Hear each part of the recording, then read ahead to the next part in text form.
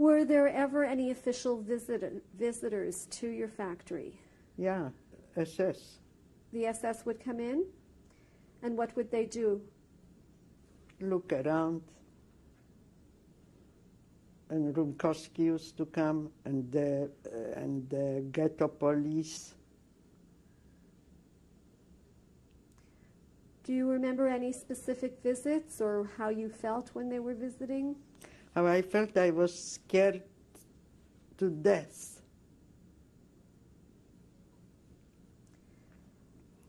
What were you afraid the SS would do when they came in? That they would take us out of the ghetto to some concentration camps. We didn't know where they are taking people. We knew they are taking people. And the ghetto police?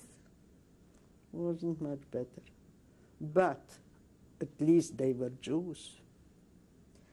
You were afraid also of Rumkowski? Very, very afraid. Why were you afraid of Rumkowski?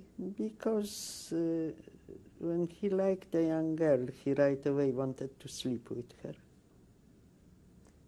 And did this happen frequently? I know that the director of this Kunstgewerbe, her husband was a judge before the war. And Rumkowski wanted to sleep with her, so he deported her husband. She was my very, very good friend. She died not long ago in Israel. What was her husband's name? Mulek Bronowski. And the son is a very prominent journalist and writer in Israel and in England. Were there other people that you know that Rumkowski harassed or threatened? There were so many rumors. I don't know what was true or not true. I know we were all scared of him. What would you do when he would come to the factory? I was going right away to the bathroom to hide.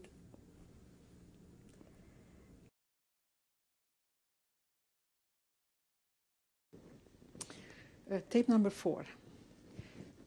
Miss Eichengreen, I don't think you told us everything about Lodz. You would like to mention a few more things, right? About some orphans? Well, Rumkowski before the war was not a very successful human being. He was involved in the Jewish kehillah, in the Jewish community, but he was not well respected. He was quarrelsome. It was difficult. Ultimately, he was in charge of the Jewish orphanage at Helenovec, and he raised funds, went to door raising funds.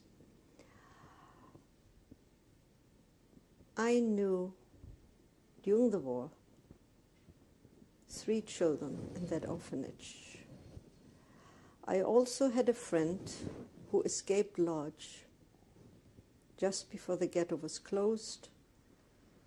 He was a member of the Duma in Poland, and he filed a complaint against Rumkowski for child molestation. It never came to a hearing because of the war, but the molestation continued through the ghetto. Other children? Other children. Some of the same, some of the others. It's strange. Rumkowski was impotent, but he still in all molested children. He was a sick person. He was a sick person. He was shrewd. He had ability to organize.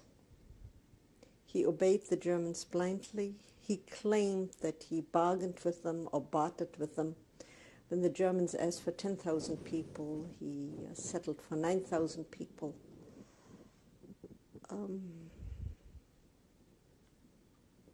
Was he a collaborator? It is hard to say. He had some good points. Maybe the ghetto would not have remained in existence for 4 years if it had not been for his organizational talents. Maybe yes. But then on the downside, he was a pretty rotten human being. Only history can judge. I cannot. He ended in Auschwitz, like the rest of us, with a letter from the Gestapo saying,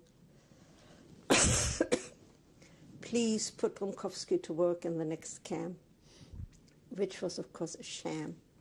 The Germans did that as a joke, just to make him feel good. He did not survive more than 5 minutes at Auschwitz.